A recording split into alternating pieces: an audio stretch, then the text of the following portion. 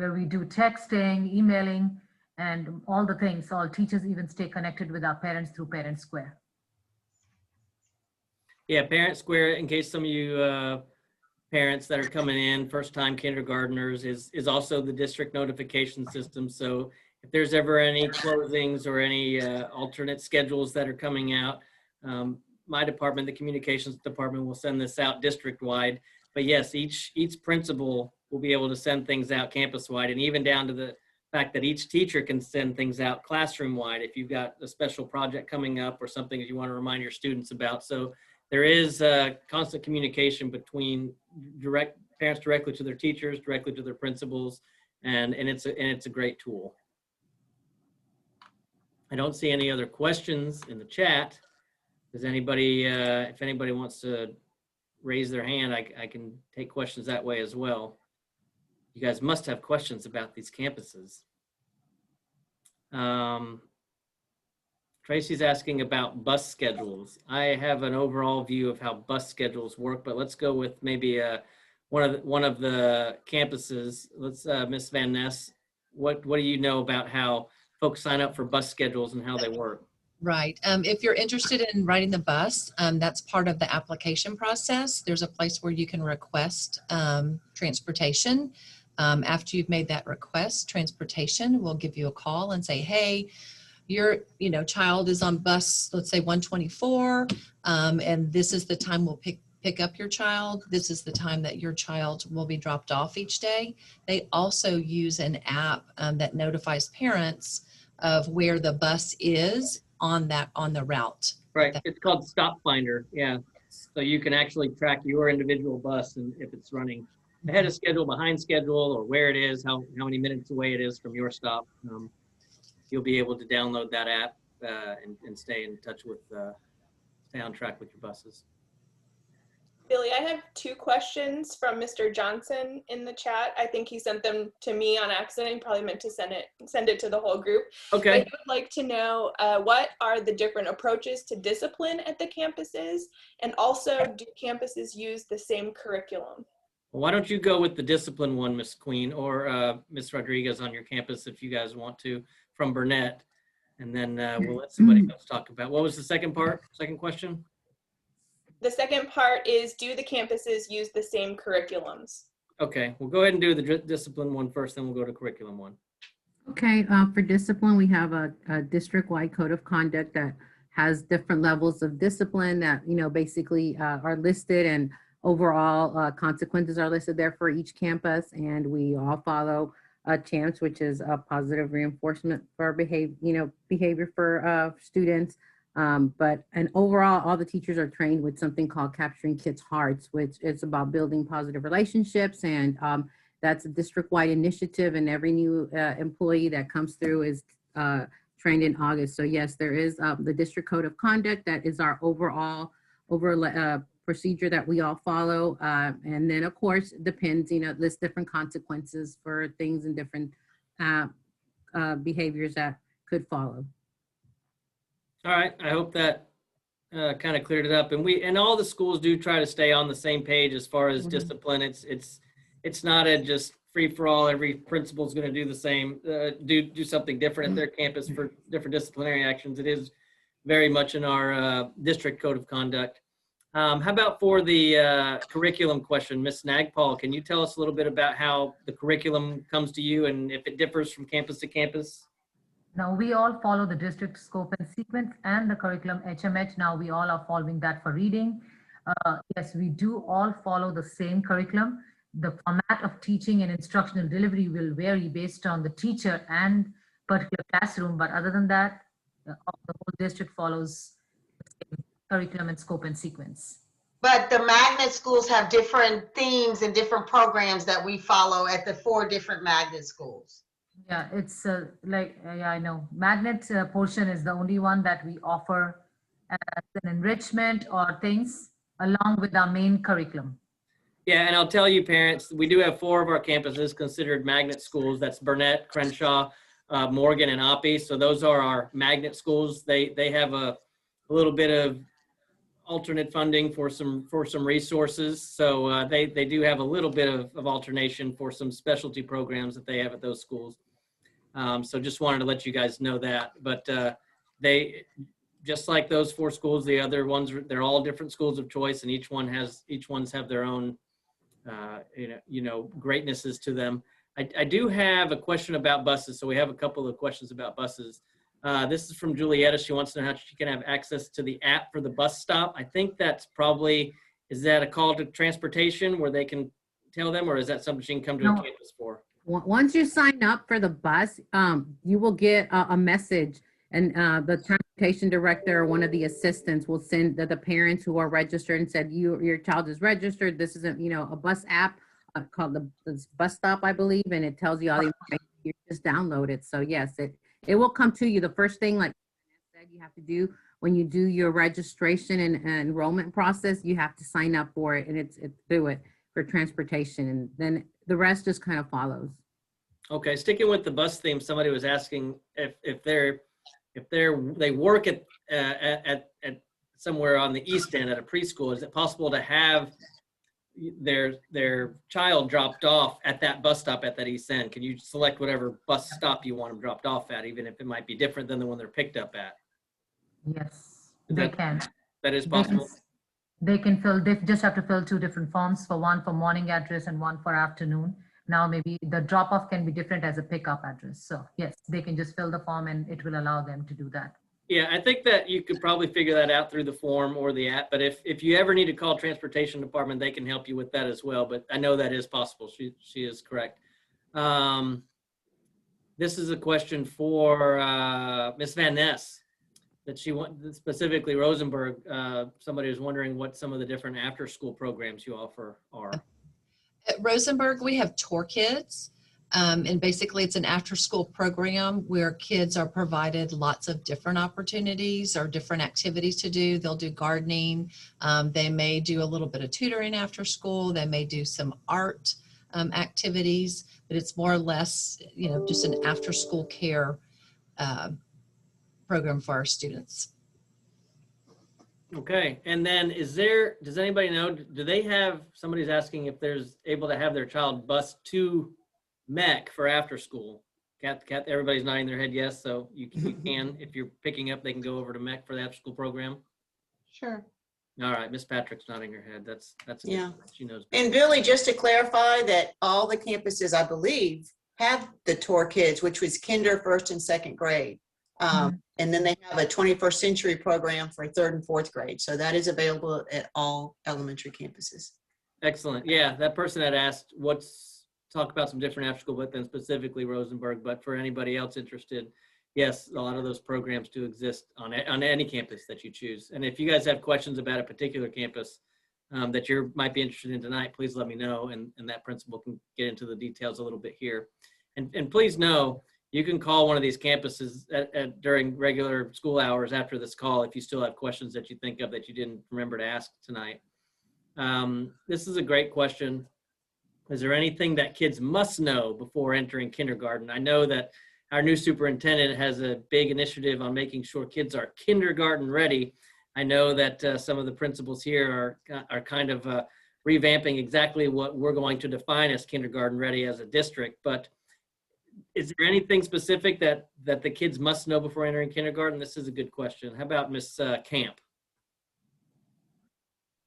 That is a great question, and that is why we are exploring that as a school district. And so what the superintendent has asked each of us to do is to visit with our kindergarten team leaders on campus and have the kindergarten teams come up with 5 to 8 things that they say kindergartners should know when they start in order to be successful. I can just give you a few things that my kindergarten teacher shared, and the other principals can chime in with some of the things that that their teachers came up with as well.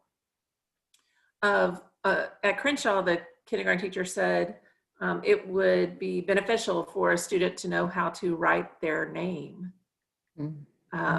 before they started kindergarten.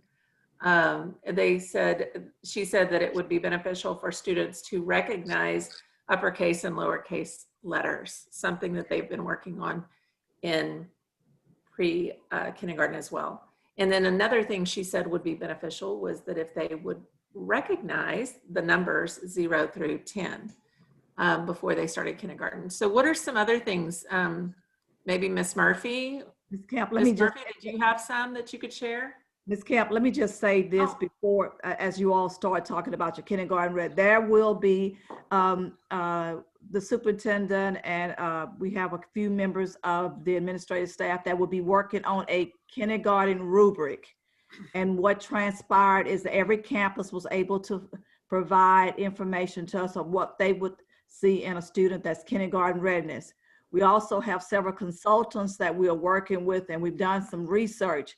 And our next curriculum meeting in March, that kindergarten rubric will be provided to the board. And at that point, once that's provided, we will be distributing what the kindergarten rubric, it will be one rubric that will be used consistently throughout the district. But also with that said, I want parents to know that if your child's unable to do any of the rubric, that it's okay. I mean, if it's their first year for school, we get it, and they're there to learn, and we're there to teach them. So don't get nervous about it if you see the rubric and think that your child's unable to do one of the identified skills, because that's why we're there. We're going to teach them. So by the end of that year, they're going to get it. Mm-hmm.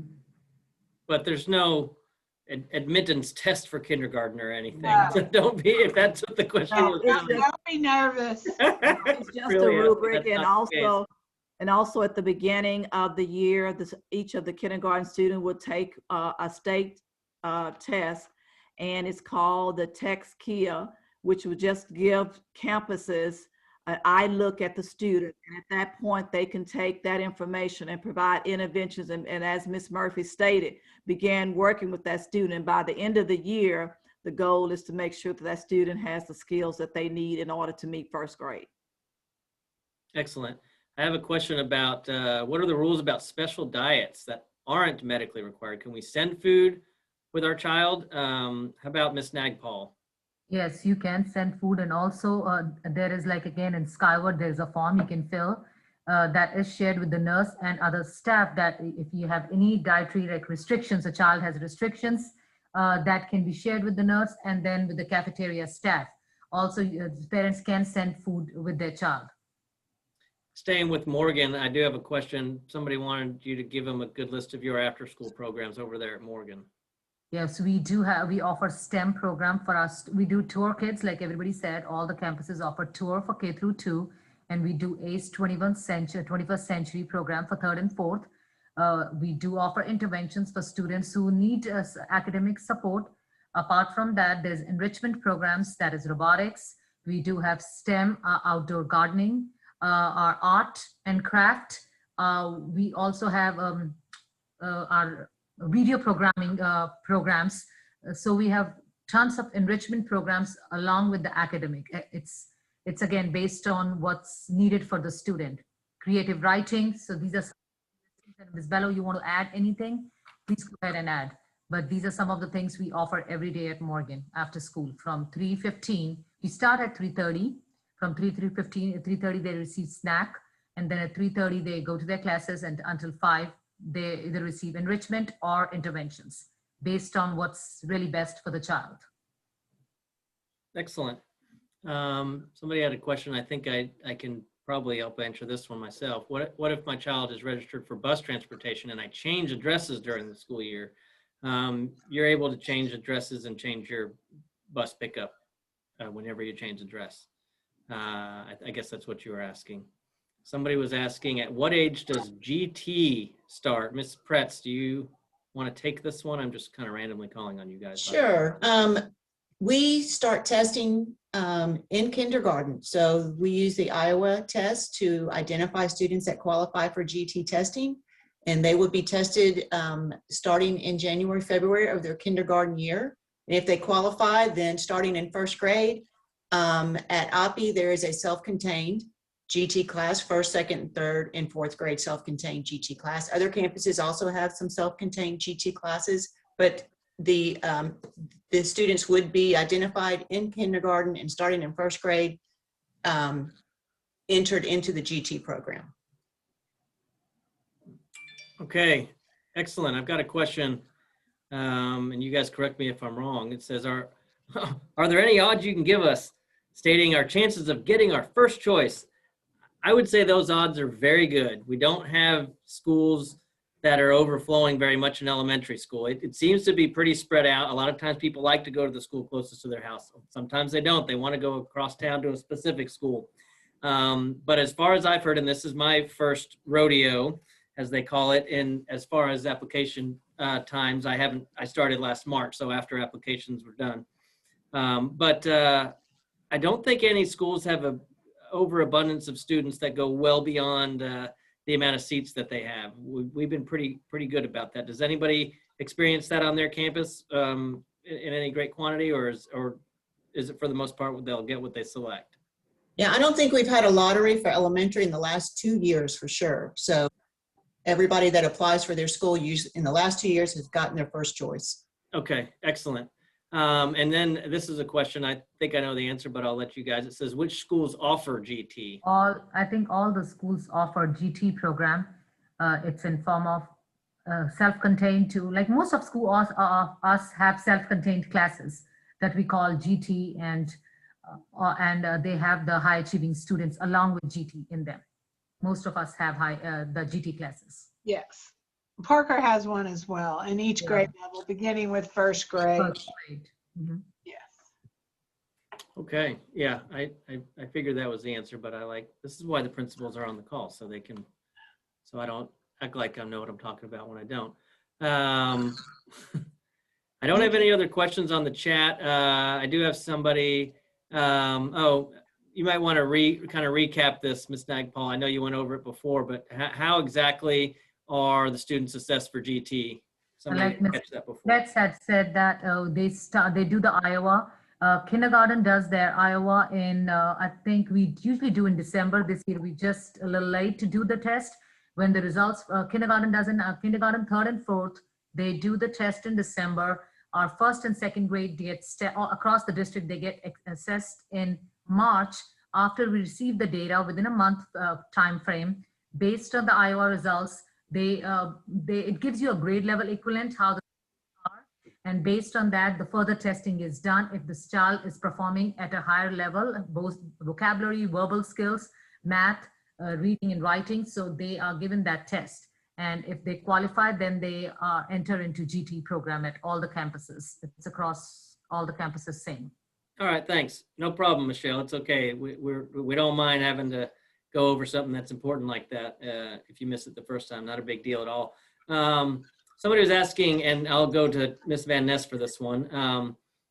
It might be a little bit early to know for sure, depending on where we're at with COVID at the time, but will there be a Meet the Teacher event, and will parents be able to walk their kids into class for the first few days? I know that's kind of a tradition for kindergarten. What's the word on that? Yeah, we will definitely have an opportunity for teachers and parents to meet, for the kids to meet the teacher, and so on. I don't know what it looks like as far as COVID goes for the fall, as far as parents coming into the building. So we'll have to address that whenever the time comes. What's the normal procedure during a non-COVID year as far as parents that first week or so? How's that work? Non-COVID, the parents do walk their kids back first couple of days. And even with COVID this year, it was set up nice. I mean, we instead of having everybody start one day, we let pre-K and kinder start for like 3 days, and so they could get used to the building without adults. There was Zoom meetings for parents to meet teachers. Kids got to come a few days early and stay for 2 hours in their teacher's classroom to sort of get familiar with some of the routines. So actually, during COVID year, taught us ways in order to make kids feel more comfortable and parents feel more comfortable. So I'm sure we'll bring some of those over into each year from this point on. Mhm. Excellent. Okay, I've got a couple of questions that I might be able to answer, or even Chelsea on this first one. So somebody was wanting to know if they can rewatch this particular meeting since it's being recorded. The answer is yes. I did hit the recording a little late, so I apologize. I missed the rat cards and my little walkthrough, but I got all the Q&A. Chelsea, can you tell us where they might be able to watch this? I know you posted somewhere on our site, but does it go on the school pages too, or how's that work? Yes, I actually just typed it in the chat. We posted on the YouTube page, and we'll share that YouTube link on our Facebook, and then it'll also be embedded on our website on the Schools of Choice page on the elementary school virtual night tab. And she'll have, I think we have a little, all the rat cards are displayed, and then I think we have a little, isn't there some sort of walkthrough that we have that shows them how they can apply? Since I inadvertently didn't hit record until after I said that tonight. Yeah, everything is on the Schools of Choice page. There's so much information there. There's detailed tabs on the side where you can figure out everything. Okay. And then I got a question from Michelle Davis. She wanted to know if the kindergartners are required to wear masks during the day. I can answer that. Yes, they are. Now, I know that we might be in a different place regarding COVID next year, and so things may change. But as of now, this year, yes, regardless of their age, that the students are required to wear masks during the day. I'm going to back up to GT again, and I apologize, Ms. Domingo. She wants to know what a GT class is, and that's a valid question for someone coming into kindergarten.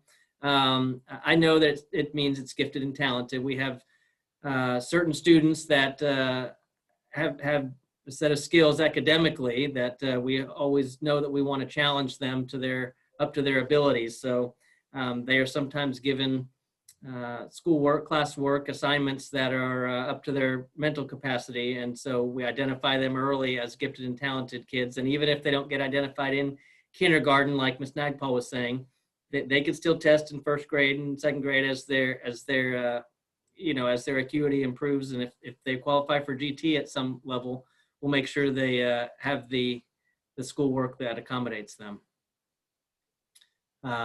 Thanks, Maggie. Answer that. It was gifted and talented. Look, I'm sorry. Okay. Who haven't we heard from in a little while here as far as principals go? Miss Murphy, can you tell us how the security cameras work on the campus? Yes, we have security cameras throughout the building, and you actually don't see them very well. The kids don't see them. They're not that noticeable.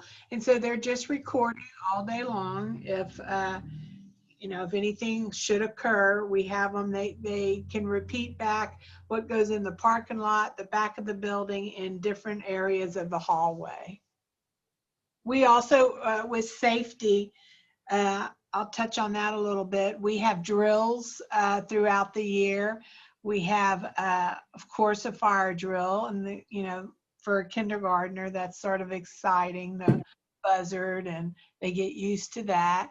We also have a drill called Intruder on Campus, and actually, you would think that the kids, would be frightened, but the teachers do a very good job explaining if something was to happen. And they came on, Miss Murphy came on the intercom saying, "Intruder on campus, this is what we do." And so we practice the drills with them, and so they'll be familiar with them if something should occur. The doors are locked. The people can't come in the building unless they ring a buzzard. We let them in with an alarm in the front, a control.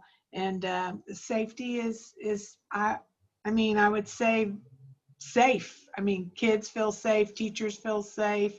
I think we all feel a sense of security while we're in the building. All of our campuses are set up with double locked door corridors, so no one, if you come in, if you get buzzed in the front door, you also got to get buzzed into a second set of doors just to get into the office to talk to somebody, to then go out a third set of doors. So there is a process to coming into each campus, going through a locked door process as well. So that's part of our security as well. I don't have any other questions. Here we go. can I drop off my child in the mornings, but have them ride the bus in the afternoon? So they want to know, and everybody's shaking their head. Yes, if you have, when you sign up for bus and you just want afternoon transportation home, that is entirely possible.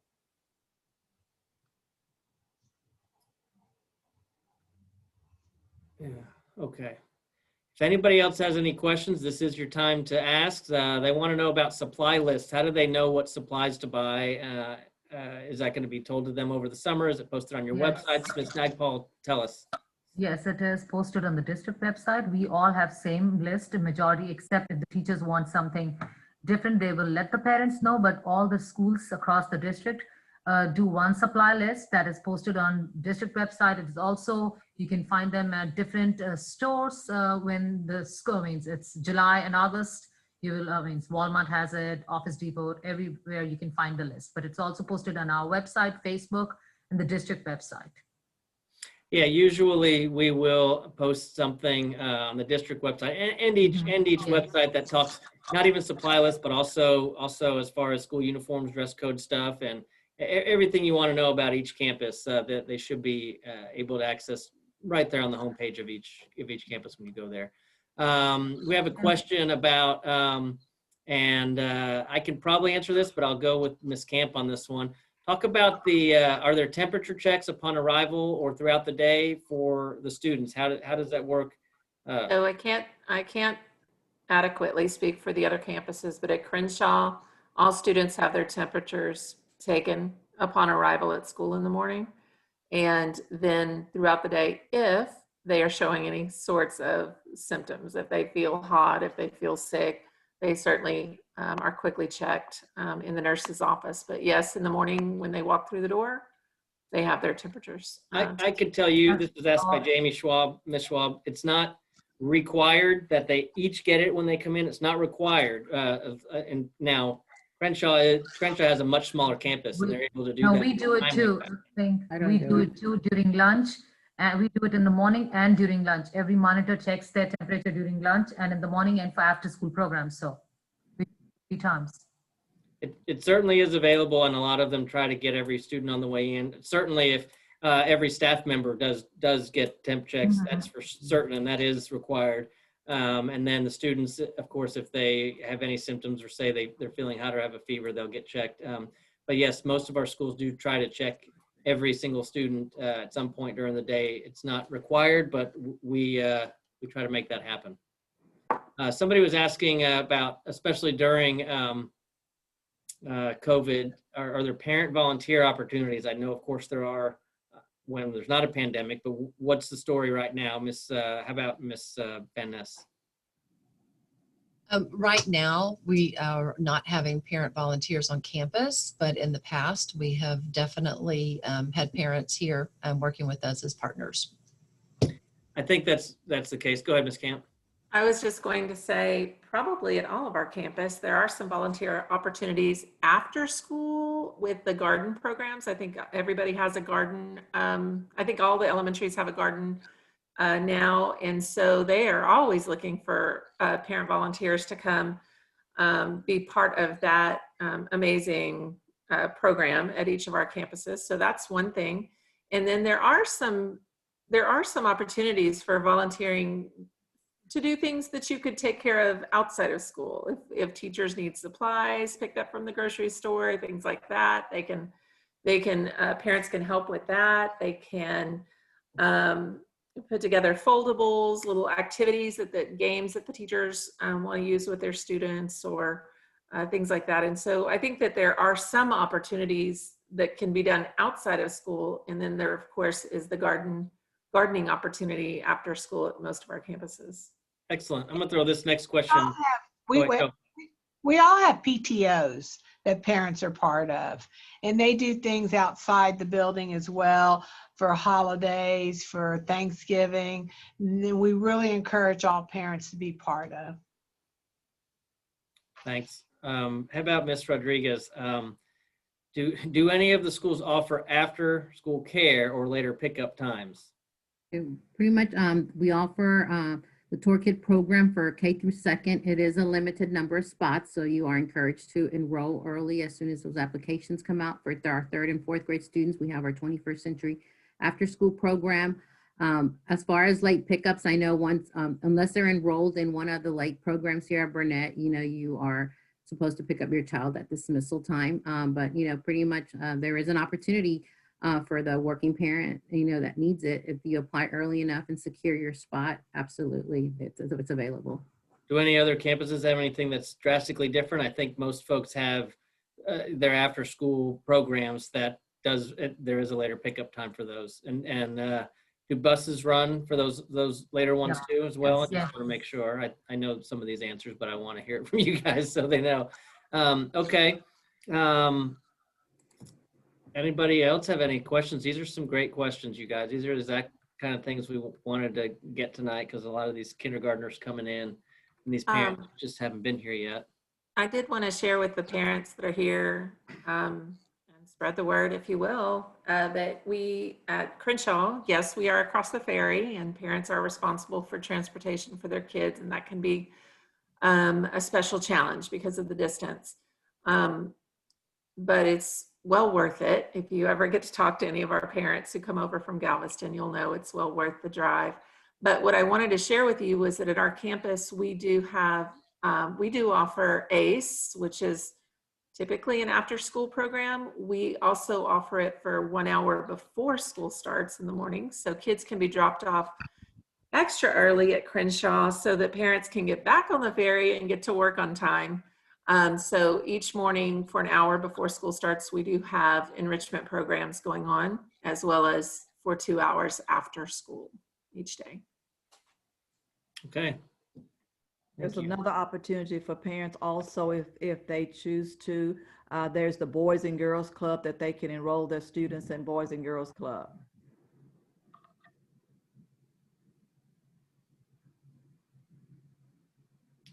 Okay, I'm not seeing any other questions. Oh, this is pretty much across the board. What time is drop off in the morning? All elementaries are exactly the same, a little bit different at Crenshaw, I understand, but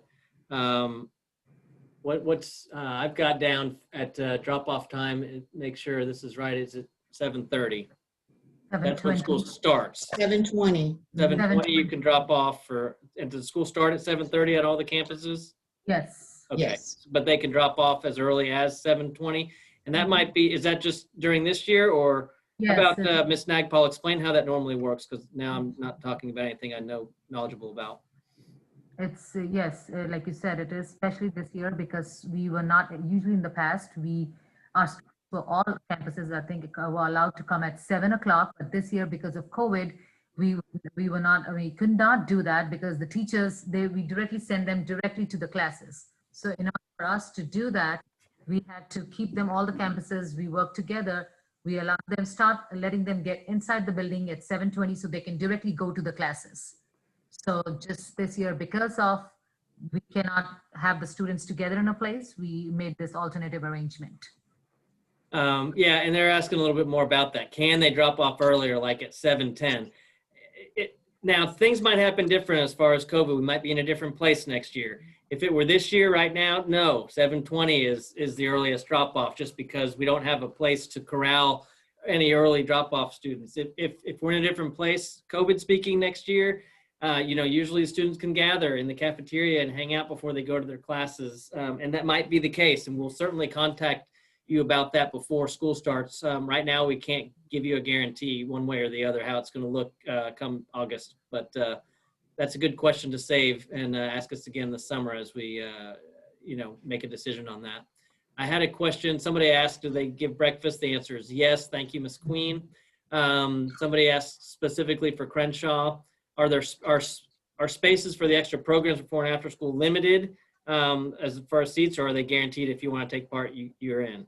Fully available, fully available. We welcome you, so guaranteed. And for Crenshaw, if you were attending the early morning program, you can drop your student off at 6:30,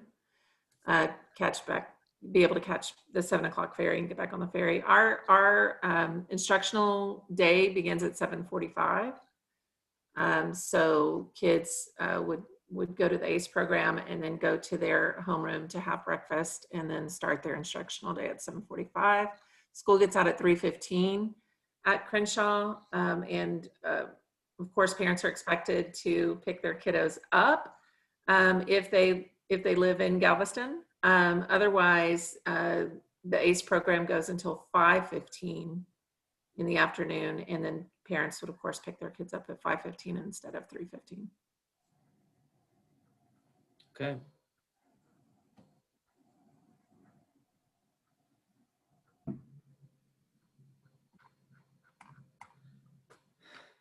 All right, well, we had a pretty good turnout tonight. We had about 50 participants, probably more than that, maybe 70 or 75 come and go, but I saw the number up to about 50. I know we had some leaving and coming during. I think we're going to try to wrap up. We're about 9 minutes before 7, so that's good. We got everybody out before Billy? time. Go ahead. There was one more question, and I might be able to answer this pretty adequately for everyone. And it said, can we drop off kids earlier than we're supposed to drop them off? Earlier than the 7:20, or in my case, at our campus, the 7:30 drop-off time.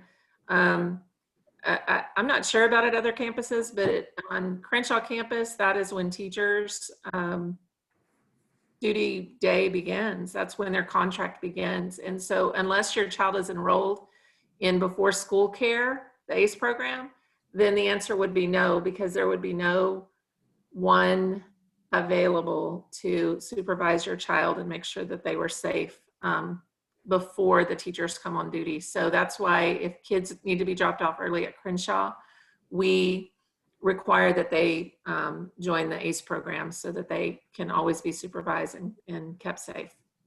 Okay, thanks. And we'll, if we have a little bit earlier opportunity to drop them off with COVID restrictions being lifted, we'll certainly communicate that over the summer if that changes a little bit. Like I said before, if you guys have any other specific questions that you think of after this and you want to call a particular campus and ask questions there, if you want to call the district office or come up here and talk to somebody about exactly how to apply and enroll, it will be a two-step process. You'll apply right now, and then they'll tell you in a couple of weeks, hey, you got the school that you selected, congratulations. Then you'll have to go through an enrollment process, which will be in May. So that there's a two-step process. You apply now, get accepted, and then they really ask for all of your stuff in May, where you want to turn in your immunizations and birth certificate and proof of residence and all of that good stuff. So this is the first step, and then we'll be in touch with you the whole way as far as going through the rest of the registration process. I want to thank you guys for attending, and call us if you have any questions. Thank you, principals and representatives from each campus, for helping us out tonight. And everybody have a good night. I appreciate it. Thank you. Thank you.